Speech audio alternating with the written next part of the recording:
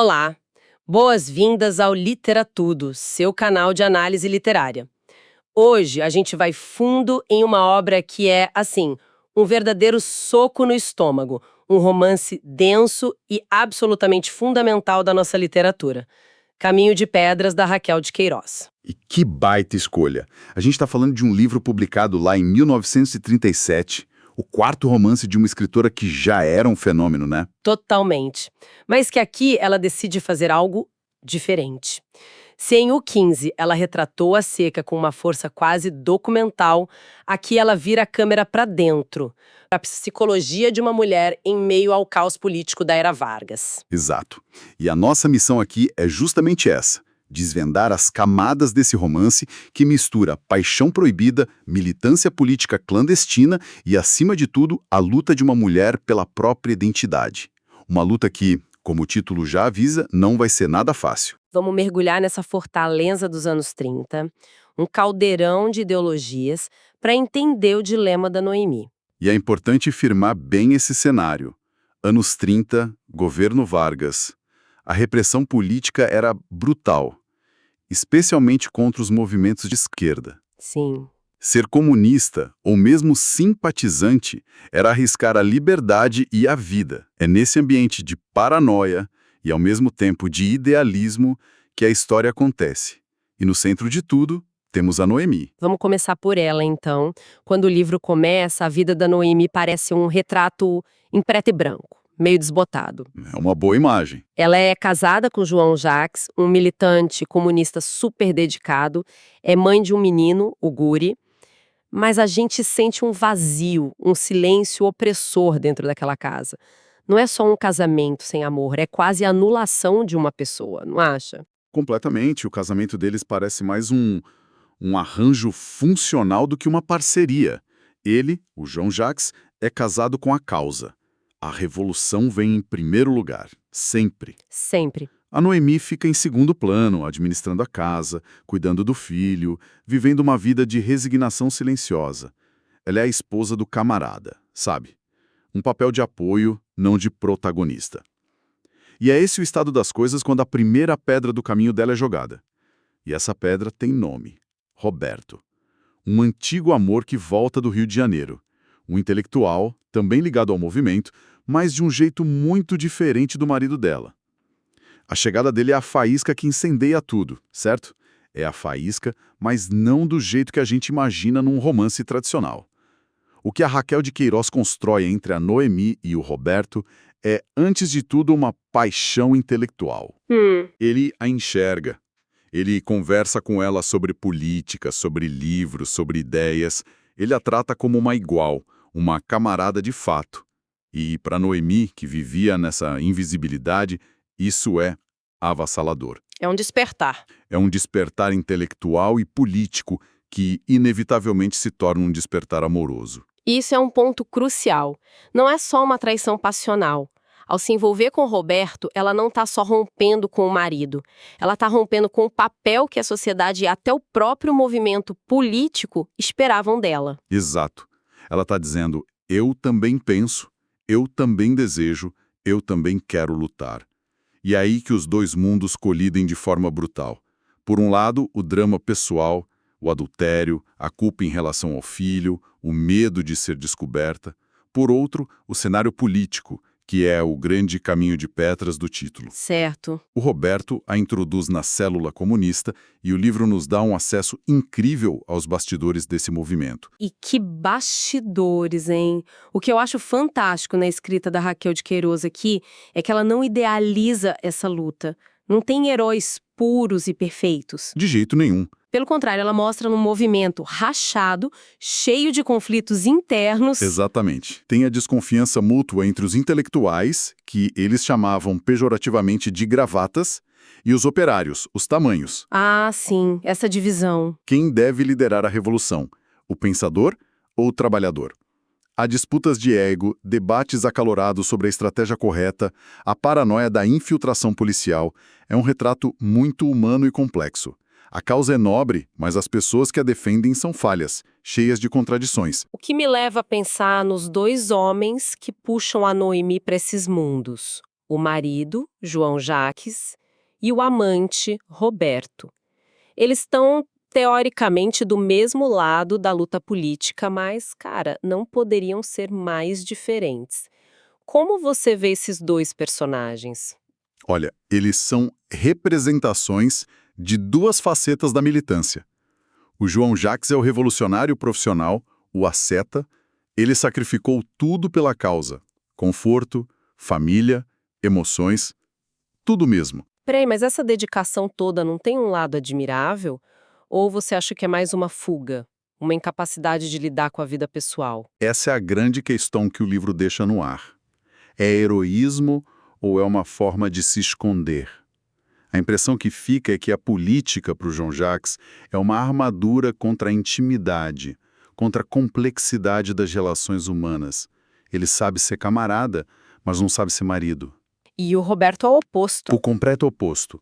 O Roberto é um intelectual idealista, cheio de paixão, de teoria, mas também de fragilidades. Ele chega quebrado, sem dinheiro, dependendo dos outros. Isso. Ele inspira Noemi com suas ideias, mas ao mesmo tempo ele drena a energia dela. Depende dela emocionalmente. Ele representa a face mais humana, mas também mais instável e talvez egoísta da militância. Ele quer mudar o mundo, mas parece ter dificuldade em organizar a própria vida. Então a Noemi se vê presa entre um homem que a anulou em nome de um ideal Isso. e outro que a despertou para esse mesmo ideal, mas que talvez não tenha força para sustentá-lo. Que cilada. Uma cilada trágica. E a transgressão dela é monumental para a época. Uma mulher, nos anos 30, abandonar o marido e o lar não era só um escândalo social, era visto como uma falha moral e política. Com certeza. Ela desafia a estrutura patriarcal da sociedade e, de certa forma, até a hierarquia masculina dentro do próprio movimento de esquerda que também era profundamente machista. A libertação pessoal dela e a libertação política se tornam uma coisa só. E como a escrita da Raquel de Queiroz consegue dar conta de um drama tão complexo, que é ao mesmo tempo interno e social? A gente sabe que ela veio de um realismo mais cru.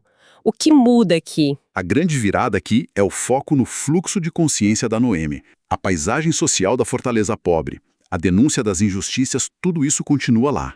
Mas o palco principal é a mente da protagonista. Entendi. A gente acompanha os pensamentos dela, as dúvidas, os medos, as pequenas alegrias, as ondas de culpa. É um romance muito mais introspectivo. E a prosa dela parece que foi afiada para isso. É descrita como despojada, seca, de inesquecível força dramática. Não tem uma palavra sobrando. É uma escrita que te dá um soco no estômago sem fazer barulho. Ela não precisa de adjetivos para descrever o desespero de Noemi. Ela constrói a tensão nos silêncios, nos diálogos cortados, num gesto que não se completa. Dá um exemplo. Quando Noemi visita João Jacques na prisão, a conversa deles é fria, protocolar. Eles falam da luta dos camaradas, mas o não dito, a ausência de qualquer afeto, grita mais alto que qualquer discussão. Nossa, sim. É nessa economia de palavras que reside a força brutal do estilo dela. Ela confia na inteligência e na sensibilidade de quem está lendo, sabe? Ok, vamos caminhar para o desfecho, que é onde o título Caminho de Pedras se revela uma profecia. Implacável. A gente vê a repressão política se abatendo sobre o grupo, com prisões e violência. O idealismo começa a esbarrar na realidade dura do Estado Novo. Sim, o projeto político começa a ruir sob o peso da repressão. Mas a desilusão mais devastadora para Noemi vem do lado pessoal, é uma facada nas costas. E que facada! É o golpe final. Ela que arriscou tudo, casamento, reputação, a relação com o filho pelo amor do Roberto e pelo ideal que ele representava. Tudo. Ela apostou tudo. Descobre que ele está de partida e não está partindo sozinho. Está indo embora com outra mulher. É um abandono duplo. O homem que ela ama a abandona e, com isso, o projeto de vida que ela construiu em torno dele e da militância também desmorona. Ela se entregou a duas utopias, a romântica e a política. E, no fim, as duas se revelam miragens, deixando-a completamente sozinha. Sozinha, essa é a palavra. Depois de toda a coragem, toda a transgressão, toda a luta, ela fica sem nada. Que mensagem é essa? É de um pessimismo atroz. É pessimista, mas é de uma honestidade desconcertante. O que a Raquel de Queiroz parece dizer é que não há salvadores. Nem o amor romântico, nem a ideologia política são garantias de felicidade ou redenção. Nossa, A busca pela liberdade é um caminho individual, solitário e muitas vezes doloroso. Noemi não é recompensada pela sua coragem no final. Ela paga um preço altíssimo por ela. É um livro sobre a perda da inocência, sobre o custo real de ser livre num mundo que não está preparado para isso. e por que essa história, escrita em 1937, ainda conversa tanto com a gente hoje? Qual é o legado de Caminho de Pedras? Olha, o legado é imenso. Primeiro pela personagem. A Noemi é de uma modernidade espantosa. Uma mulher complexa, cheia de falhas, que deseja, que erra, que sofre, que não cabe no molde de heroína nem de vítima. Ela é muito real. Raquel de Queiroz teve a coragem de criar uma protagonista profundamente humana. E isso abriu um caminho gigantesco para a representação da mulher na literatura brasileira. E os temas também, o conflito entre a vida pessoal e as demandas externas, seja do trabalho, da militância, da família, a dificuldade de equilibrar o dever com o desejo, isso não envelheceu um dia sequer. De forma alguma. A luta da Noemi para ter sua própria voz, para ser vista como um indivíduo completo e não apenas como esposa de ou mãe de, ainda é a luta de muitas mulheres hoje. O livro nos força a questionar o preço dos nossos ideais e a natureza da nossa liberdade. É uma obra que continua a nos desafiar, a nos incomodar, e é por isso que é um clássico. Essa foi nossa análise de Caminho de Pedras, uma obra rica, complexa e que definitivamente deixa marcas. Para quem quiser se aprofundar ainda mais nos detalhes e em outras análises, é só adquirir o livro do professor Norberto Andrade, Análises Literárias Completas 2026. O link de compra do livro está na descrição. Agradecemos a companhia nesta jornada literária e fica o nosso incentivo. Leiam a obra completa.